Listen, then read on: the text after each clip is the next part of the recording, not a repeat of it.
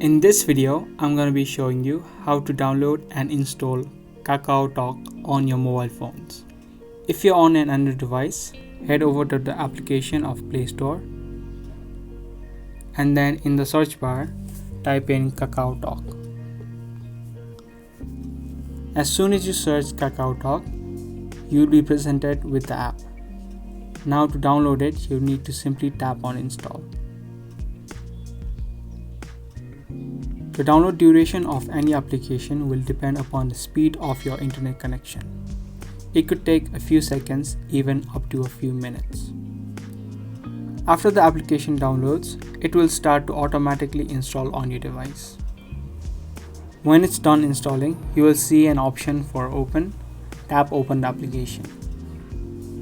Now from here you can sign up for Kakaotalk, or if you already have an account, you can simply log into your details and log into your account of Kakaotalk.